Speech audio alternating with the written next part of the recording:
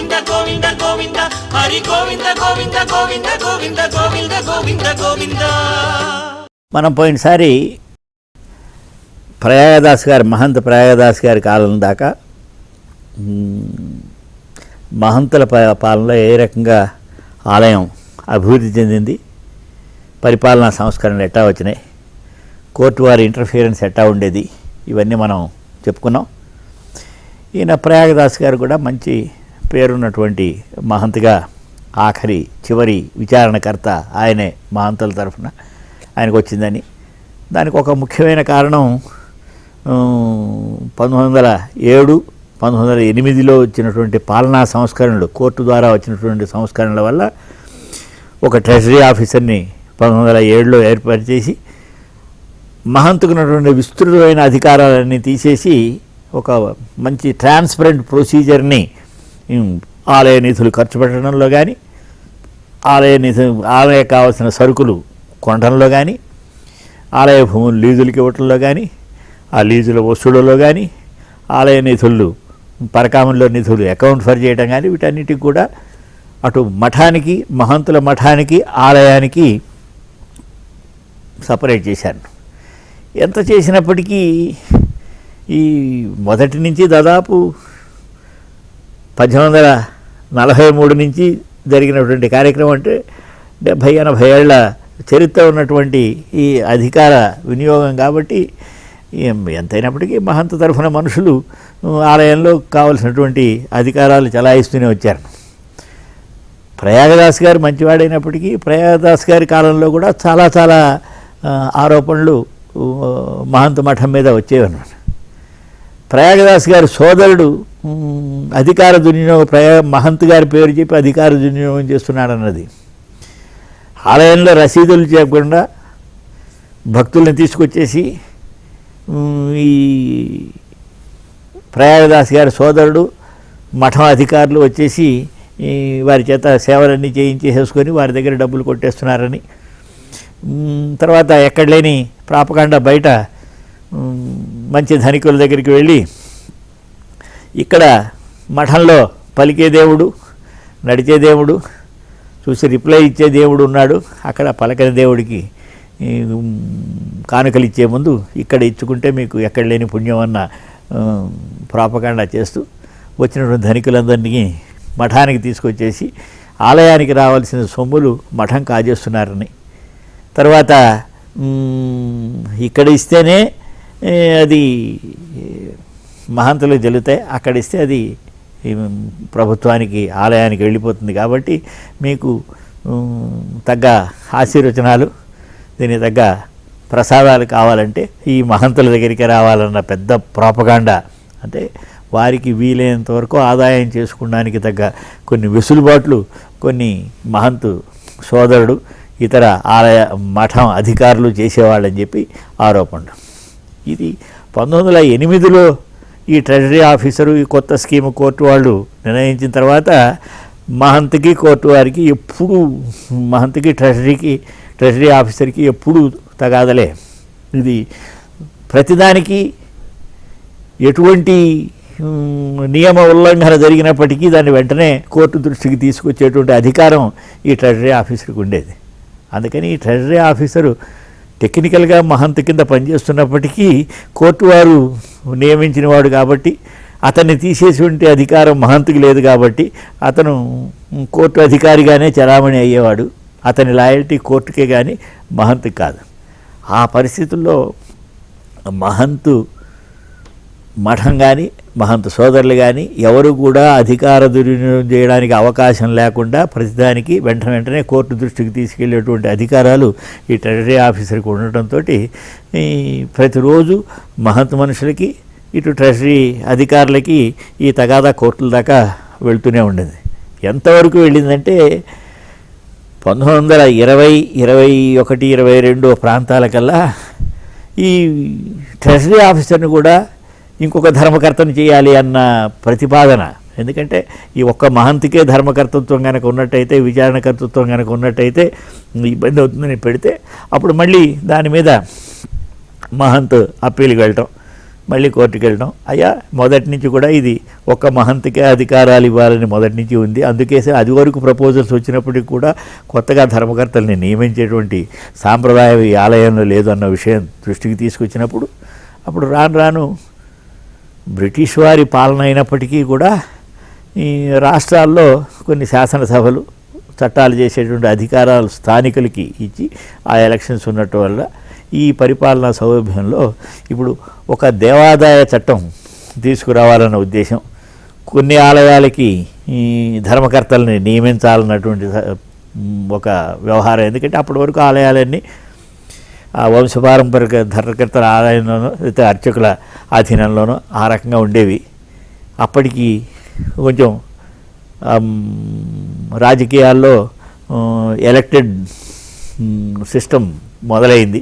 దాంతో ఆ రాజకీయ పలుకుబడుల కోసం తమ మనుషుల్ని అపాయింట్ చేసుకోవడానికి వెసులుబాటు ఉండేట్టుగా, ఈ ఆలయ వ్యవహారాలు చక్కదిద్దడానికి అవకాశం ఉండేట్టుగా దేవాదాయ చట్టం తేవాలన్నటువంటి ప్రతిపాదనలు మద్రాస్ ప్రెసిడెన్సీలో రావడం, అది దానికి ఏ రకంగా చేయాలన్న దాని మీద దాదాపు 1922 నుంచి తర్జన భర్జనలు చేసి దాని మీద ప్రపోజల్స్ గవర్నర్ జనరల్ దాకా, ప్రివీ కౌన్సిల్ దాకా వెళ్ళటం, దీన్ని ఈ చట్టాన్ని కొన్ని తయారు చేసినప్పుడు దీనికి ఇతర ఆలయాలకి చేసినప్పటికీ ప్రత్యేకంగా తిరుమల ఆలయానికి ఒక ప్రత్యేక చరిత్ర ఉంది. కాబట్టి ఈ ఆలయానికి మొదటి నుంచి కూడా ఒకడే మహంతునే ధర్మకర్తగా ఈస్ట్ ఇండియా కంపెనీ పాలనలోను తర్వాత బ్రిటిష్ వారి పాలన కూడా జరుగుతుంది. కాబట్టి ఈ మీరు చట్టం తెచ్చినప్పటికీ ఆ చట్టం ఈ తిరుమల ఆలయానికి వర్తించకూడదు అన్న విషయం మీద చాలా పెద్ద ఎత్తున ఒక క్యాంపెయిన్ లాగా ఈ మఠం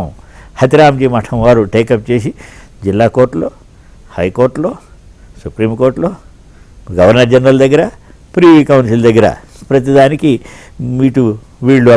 వీళ్ళు పిటిషన్లు ఇవ్వటం, ఆయన వెళ్ళి దాన్ని సర్ది చెప్పుకుంటూ ఈ రకంగా దాదాపు 1927-28 నాటికి ఇతర దేవాదాయ చట్టాలన్నీ వచ్చినప్పటికీ కూడా ఈ ఆలయం తిరుమల ఆలయం 1933 వరకు ఈ మహంతుల అధీనంలోనే ఉండేట్టు చూసుకున్నారు. గోవింద గోవింద గోవింద హరి గోవింద గోవింద గోవింద గోవింద గోవింద గోవింద గోవింద.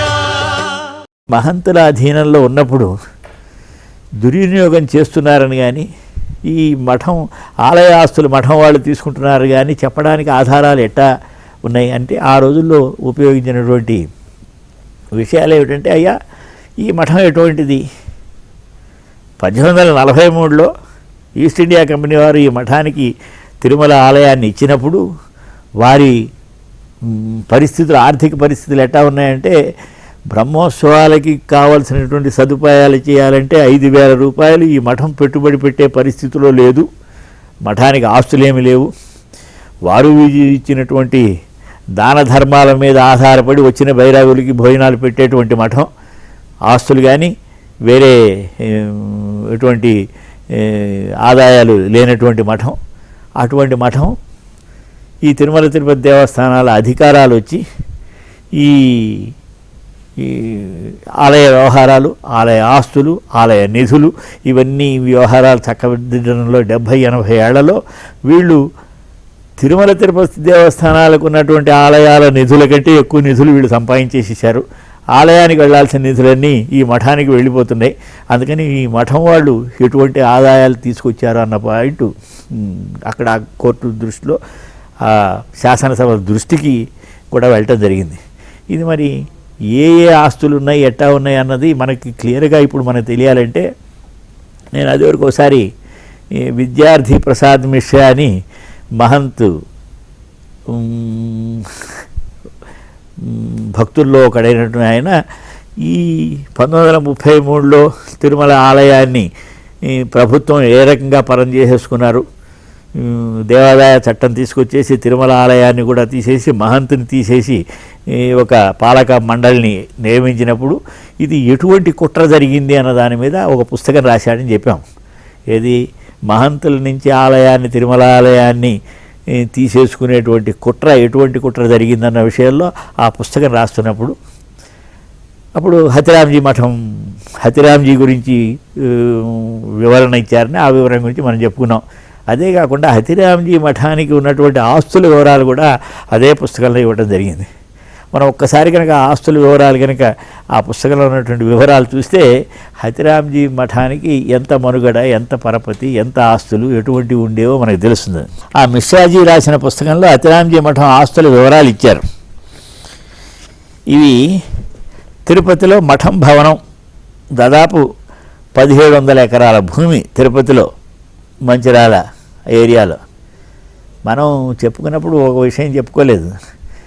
కొండ మీద యాదవరాయలు, చివరి యాదవరాయలు కట్టించినటువంటి దాదాపు ఒక రాజభవనం లాంటి భవనం. ఆ భవనాన్ని మహంతులు వారి మఠం కింద అంతకుముందు వాళ్ళు చిన్న మఠంలో ఉండేవాళ్ళు. వీళ్ళకి ఆలయ అధికారాలు ఇవన్నీ వచ్చేసినప్పుడు ఆలయ అధికారాలతో పాటు ఆ ఆలయంతో సంబంధం ఉన్నటువంటి ఆ ప్యాలెస్ కూడా వచ్చింది. అది ఇప్పుడు మనం దేవుడి గుడికి ఎదురుగుండా నిలబడితే, మహాద్వారానికి ఎదురుగుండా నిలబడితే ఎడం చేతి వైపున ఎత్తుగా ఓ చిన్న ఆంజనేయ స్వామి విగ్రహంతో ఓ పెద్ద భవనం కనిపిస్తుంది. అదే హతిరామ్జీ మఠం. ఆ మఠం ఒరిజినల్గా యాదవరాయల కాలంలో యాదవరాయలు ఆ రాజుగారు తను వచ్చినప్పుడు ఉండటం కోసం అని చెప్పి ఆయన కట్టించుకున్న భవనాన్ని ఈ మహంతులు ఆక్యుపై చేసేసుకున్నారు ఆ భవనం. అది కాకుండా కింద తిరుపతిలో పెద్ద మహంత మఠం. అది కాకుండా 1700 ఎకరాలు తిరుపతిలో ఆలయానికన్నా ఎక్కువ భూములు ఈ మహంత మఠానికే ఉన్నాయని చెప్తున్నాను. తిరుమల మఠం భవనం, అంగళ్ళు ఉన్న చాలా దుకాణాలు, అక్కడ దుకాణాల నుంచి వచ్చే ఆదాయమే చాలా ఆదాయం, లక్షల కొద్దీ వచ్చేటువంటి ఆదాయం. జాబాలి తీర్థం ఆంజనేయ స్వామి ఆలయం, చాలా ఎకరాల భూములు, ముగ్గుబావి దగ్గర ఆంజనేయ స్వామి మందిరం, దానికి తగ్గ భూములు, అదోనిలో అద్వాని అక్కడ మందిరం, దానికి తగ్గ భూములు, కర్ణాటకలో మహంత్ లేఅవుట్లో పెద్ద బంగ్లా, చాలా భూమి, గుల్బర్గా నూగూరు గ్రామాల్లో ఆలయాలు, భూములు, మహారాష్ట్రలో ఆ రోజుల్లో బొంబాయి ప్రెసిడెన్సీలోని మందిరాలు, భూములు, బంగ్లాలు, తోటలు, నాసిక్ జిల్లాలో మందిరాలు, భూములు, తర్వాత భూలేశ్వర్ మందిరం, సత్యనారాయణ మందిరం, ఇవన్నీ ఈ హతిరామ్జీ మఠానికి ఉన్నటువంటి ఆస్తులు. పన్నేర్ బాలాజీ మందిరం, భూములు, తమిళనాడు రావల్గాంలో విశాలమైన భూములు, ఇవి కొంచెం డిస్ప్యూట్లో ఉన్నటువంటి భూములు ఇవి. మద్రాసులో ఆలయాలు, భూములు, షోలింగూరులో ఆలయాలు, భూములు, వెల్లూరులో మందిరం, భవనాలు, పాకంలో మఠానికి విశాలమైన భూములు, కంచిలో ఒక మందిరం, భూములు, విరుదాచలంలో మందిరాలు, భూములు, చెంగల్పట్టులో, బాలాజీ పోలూరులో, పెరంబదూరులో విశాలమైన భూములు, తంజావూరులో ఆలయాలు, భూములు, ఊటీలో మహంతులకు ఒక బంగ్లా, చాలా భూములు, ఇవన్నీ స్థిరాస్తులు. ఇన్ని ఆస్తులు 70-80 సంవత్సరాల్లో ఈ మహంతులు. అంతకుముందు మనం చూసాం ఓ చిన్న మఠం, ఆస్తులేమీ లేవు, వేరే భూములు లేవు, గ్రామాలు లేవు, ఆదాయం లేదు, భక్తులు ఇచ్చిన కానుకలతో బైరాగులకు భోజనం చేసేటువంటి మఠం. అట్టా మఠం 1843లో మొదలైన మఠం ఈ 1933 నాటికి ఈ ఇన్ని ఆస్తులు ఇవన్నీ ఎక్కడి నుంచి సంపాదించారు? తిరుమల తిరుపతి దేవస్థానానికి విచారణకర్తగా ఇవన్నీ సంపాదించినవన్నీ పాదకానుకలతోటే ఈ మహంతు సంపాదించాడా? విచారణకర్తగా ఉండటం వల్ల సంపాదించాడా? ఇవన్నీ ప్రశ్నార్థకాలు. రకరకాల వాళ్ళు ప్రశ్నలు వేశాను. మఠానికి ఇన్ని ఆస్తులు ఎలా వచ్చాయి? మహంతు ఆదాయం వల్ల పాదకానుకే, వీటితోనే వచ్చాయా? దాతలు ఇచ్చినవా? ఆలయానికా మఠానికా దాతలు ఇస్తే? ఈ అనుమానాలకి చాలా చాలా తావు ఉండడానికి అవకాశం ఉంది. గోవింద గోవింద గోవింద హరి గోవింద గోవింద గోవింద గోవింద గోవింద గోవింద గోవింద 1807-8 సంవత్సరాల నుంచి ఒక రకంగా ట్రెజరర్లకు మహంతులకి ఎప్పుడూ వివాదమే. ఆర్కాడ్ కోర్టులో ఎప్పుడూ విచారణలే. ఆలయ ఆదాయానికి మహంతు గండి కొట్టున్నాడని, ఆ కొట్టడానికి ప్రయత్నం చేస్తున్నాడని మహంత్ మనుషులు, ముఖ్యంగా ప్రయాగ్దాస్ సోదరుడు, అతని అనుచరులు సేవలు చేయిస్తామని, బాగా దర్శనం చేయిస్తామని, ఆలయ మర్యాదలు చేయిస్తామని యాత్రికుల నుండి భారీ వసూళ్లు చేస్తున్నారన్న ఆరోపణ. మహంతుల మనుషులు ఆర్జితం సేవా టికెట్లు అమ్మకుండా యాత్రికుల నుండి డబ్బులు వసూలు చేసి ఆలయంలో దబాయించి సేవలు అనధికారికంగా చేయిస్తున్నారని వాదన, ఒక అభియోగం. హుండీలో వేస్తే కానుకలు సర్కారుకు పోతాయి కనుక మఠంలో సమర్పించినట్లయితే యాత్రికులకు వాళ్ళని ప్రోద్బలం చేసి ప్రోత్సాహం చేసి యాత్రికులని డైవర్ట్ చేసేసి ఈ మఠంలోనే డబ్బులు తీసుకునేటువంటి చేస్తున్నారని, ఆలయంలో పలకని దేవుడు, మఠంలో మహంతు రూపంలో పలికే దేవుడు, మీ కానుకలు నేరుగా పలికే దేవుడికే సమర్పించమని ప్రచారం చేసేవాళ్ళట. అది చేస్తూ యాత్రికులను మోసం చేస్తున్నారన్న ఆరోపణ.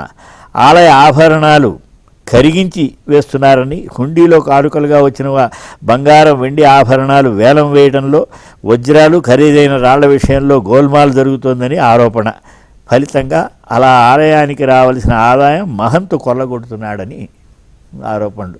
ఇట్లా కొల్లగొట్టిన సొత్తుతోటి ఈ ఆస్తులు అన్నీ ఇతర అన్ని కర్ణాటకలో, తమిళనాడులో, ఆంధ్రదేశంలో, మహారాష్ట్రలో ఇదంతా ఈ ఆస్తులన్నీ కొనుక్కుంటున్నారని, ఇవన్నీ ఈ సంపాదనలన్నీ ఎక్కడి నుంచి వచ్చినాయి ఈ మఠానికి అన్న ప్రశ్నలు ఆ రోజుల నుంచే పెద్ద ఎత్తున 1907-8 నుంచి ఇది మొదలైంది. అది మహంతుల నుంచి ఈ ఆలయాన్ని తీసేసి పాలక వర్గానికి ఇచ్చేటువంటి ప్రసక్తి 1933లో వచ్చిందను. ఇవి కాక పప్పు దినుసులు, రోజువారీ సామాన్లు, ఇతరాలు కొనుగోళ్లలో అవకతలు. ఎందుకంటే మనం ఏదో పప్పు దినుసులు అది ఇదని అనుకుంటున్నాం. ఇప్పుడు తిరుమల ఆలయంలో పప్పు దినుసులు అంటే మీకు మీ పప్పు దినుసులు కానీ బియ్యం కానీ మిగతా ఏది కొనాలన్నా కోట్లతో వ్యవహారం. ఎందుకంటే రోజు లక్షల మందికి ప్రసాదాలు, నైవేద్యాలు ఇవన్నీ జరిగేటువంటి కాబట్టి కొనే వాటిలో సక్రమంగా ప్రొసీజర్లు కనుక ఫాలో అవ్వకపోతే చాలా గోల్మాల్ జరగడానికి అవకాశం ఉంటుంది. అది ఆయన ఆ రకంగా ప్రొసీజర్లు, కోర్టు వారు ఎన్ని ప్రొసీజర్లు పెట్టినప్పటికీ ఆ నిబంధనలను సక్రమంగా పాటించడం లేదన్నది అది పెద్ద ఆరోపణ వీరి మీద.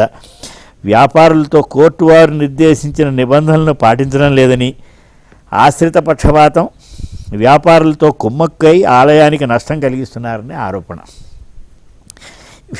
వీటన్నిటి దృష్ట్యా ఒక మహంతునే విచారణకర్తగా ఉండాలన్న విషయం కంటే కొంతమంది మొదలుపెట్టింది ఇగో ఈ ట్రెజరర్ని కూడా కొంతమందిని ధర్మకర్తల్ని చేయాలని, అలా చేసే వరకు కోర్టు విధించినటువంటి ఈ ట్రెజరర్ని కూడా ధర్మకర్తగా చూడాలని ఓ ప్రతిపాదన. ఈయన్ని ఇలాంటి పరిస్థితుల్లో 1922లో మద్రాసు ప్రభుత్వం శాసన మండలిలో దేవాదాయ ధర్మాదాయ సంస్కరణలు చేయడానికి Madras Hindu religious endowment bill దాన్ని ప్రవేశపెట్టడం జరిగింది. ఆ రకంగా 1922 నుంచి ఈ కార్యక్రమాలు జరిగి 28 కల్లా ఆ బిల్లు యాక్ట్ అయ్యి అది మిగతా అన్ని దేవాలయాలకి వర్తించి, ఈ మహంతులు మాత్రం చేసినటువంటి అప్పీలు ప్రీవీ కౌన్సిల్ దాకా వీళ్ళు అప్పీలుకి వెళ్ళారు కాబట్టి 1933 దాకా ఈ యాక్ట్ తిరుమల తిరుపతి దేవస్థానానికి అమలు కాకుండా చూసుకునేటువంటి పరిస్థితులు మహంతులు కలిగించారని ఇక్కడ చెప్తూ 1925లో సెక్రటరీ ఆఫ్ స్టేట్కి దరఖాస్తు చేయడం కూడా జరిగిందిట. మళ్ళీ ఆంగ్ల ప్రభుత్వం మతపర విషయాల్లో జోక్యం చేసుకున్నట్లు అవుతుందని, అది ప్రభుత్వ విధానాలకి వ్యతిరేకం కనుక అటువంటి శాసనం చేయరాదని ఈయన మహంతు అభ్యర్థన చేసి ఆ కోర్టు వారి దృష్టికి తీసుకెళ్లారు. ఇప్పుడు ఆ బిల్లులో చేసింది ఏమిటి? ఆ బిల్లు ఇప్పుడు పరిస్థితి బిల్లు లాగానే ఉంటుంది. అది ఏంటంటే ఇది ఆలయాలకన్నిటిని పాలకుల కమిటీలు వేయాలని, ఆ కమిటీలు వేసిందంతా తర్వాత ఆలయ అధికారులు వాళ్ళందరికీ వచ్చేసి సేవలు ఇవన్నీ కూడా ప్రభుత్వమే నియమన చేయాలంటే మరి వీళ్ళకయ్యే ఖర్చు ఎవరు పెట్టుకుంటారంటే ఆ బిల్లు చెప్పింది ఏంటంటే ఇది ప్రభుత్వం తరఫున ఖర్చు పెట్టేది కాదు, ప్రతి ఆలయం నుంచి కూడా ఈ పాలనా విషయాల కోసం అని చెప్పి కొంత రుసుము వసూలు చేసి ఆ రుసుముతో వచ్చిన దాంతో ఈ దేవాదాయ ధర్మాదాయ శాఖ పనిచేయాలని, ఆ శాఖలో ఈ మిగతా అధికారులందరికీ జీతాలు అవన్నీ కూడా ఇప్పించి ఈ కార్యక్రమం చేయాలని ఆ దేవాదాయ బిల్లు అప్పుడు ప్రతిపాదన చేయడం జరిగింది. ఆ బిల్లుని కాస్త సెలెక్ట్ కమిటీకి పంపించారు. ఆ సెలెక్ట్ కమిటీ డిస్కషన్లో దాదాపు 5-6 ఏళ్ళు ఆ సెలెక్ట్ కమిటీ డిస్కషన్లో అయిపోయి అది చివరికి బోర్డుకి వెళ్ళి ఆ బోర్డు వారి ఆమోదం ఇచ్చిన తర్వాత ఆలయాల ఆదాయం నుంచి కొంత శాతం పరిపాలనా ఖర్చులకు వినియోగం చేయబడి కొన్ని మఠాలు కొన్ని ప్రత్యేక ఆలయాలు కూడా ఈ శాఖ పరిధిలోకి తీసుకురావాలన్న నిర్ణయాలు ఆ 1922 నుంచి 28 మధ్యలో జరిగినటువంటి సెలెక్ట్ కమిటీ నిర్ణయాల ద్వారా చేయడం జరిగింది. సరే అప్పుడు వచ్చినప్పుడు అప్పటికే రాజకీయ పార్టీలు మనుగడలోకి వచ్చేసినాయి. ఈస్ట్ ఇండియా కంపెనీ పోయింది, బ్రిటిష్ వారి పాలన వచ్చింది. అప్పుడు మళ్ళీ కొంత స్వరాజ్య స్వాతంత్ర సమరం వచ్చినప్పుడు కొంత పరిపాలన సౌలభ్యాన్ని కొంత ఎలక్టెడ్ రిప్రజెంటేటివ్స్కి ఇద్దామన్న తీర్మానాలు ఆ రోజుల్లో వచ్చిన దృష్ట్యా కొన్ని రాజకీయ పార్టీలు ఎలక్షన్లో వస్తే ఆ కాలంలోనే అధికారంలో ఉన్న రాజకీయ పార్టీ వారి రాజకీయ ఉపయోగాలకు ఈ కమిటీలను ఆలయంపై ఉన్న అధికారాలను వాడుకోవడానికి అవకాశం ఉందన్న వాదన వచ్చింది. ఆ రోజుల్లో వచ్చిన వాదన ఆ కమిటీ ఇంప్లిమెంట్ చేసి ఈ యాక్ట్ ఇంప్లిమెంట్ చేయడం వల్ల ఇప్పుడు మనం చూస్తూనే ఉన్నాం. ప్రతి ఆలయం అధికారంలో వచ్చిన పార్టీ వారికి ఒక రీహాబిలిటేషన్ క్యాంప్ లాగా వారి కార్యకర్తలకి ధర్మకర్తలని వేసేటువంటి ఒక స్పాయిల్స్ పంచుకునేటువంటి పద్ధతిలాగా దీనికి నాంది 1922 ఆ బిల్లు ఇంట్రడ్యూస్ అయిన బిల్లు ద్వారానే మొదలైంది. అది ఇప్పటికి కూడా అది నడుస్తూనే ఉంది. ఇప్పుడు ఈ మన ఇందాక చెప్పుకున్నట్టుగా ఈ బిల్లు యాక్ట్ అయినప్పటి నుంచి ఇది మిగతా ఆలయాలకు వర్తించిన తిరుమల ఆలయానికి వర్తించకూడదు అన్నదానికి మహంత్ చాలా ప్రయత్నం చేసి ప్రీవీ కౌన్సిల్ దాకా వెళ్ళారు. అయినప్పటికీ అది చివరికి ఆయనకి వ్యతిరేకంగానే ఆర్డర్లు రావటం 1933లో ఈయన అధికారాలు తీసేసి ఒక ధర్మకర్త బదులు బహుధర్మకర్తల పాలక మండలిని వేసేటువంటి పరిస్థితులు రావటం చేసినప్పుడు అప్పుడు వాళ్ళు ఆలోచించింది ఏమిటంటే దాదాపు 90 సంవత్సరాల పాలన మహంతుల పాలన ఆలయం మీద ఉంది కాబట్టి ఈ ట్రాన్సిషన్ కొంచెం స్మూత్గా జరగాలంటే ఏం చేయాలని ఆలోచించినప్పుడు ఆ మద్రాస్ ప్రెసిడెన్సీలో అప్పుడు చేసిన నిర్ణయం ఏంటంటే కొత్త పాలక మండలిని వేస్తున్నప్పుడు స్మూత్గా ఉండాలంటే పాలక మండలి సభ్యుల్ని ఇతర ఈ రాజకీయ పార్టీ వాళ్ళు వేస్తారు.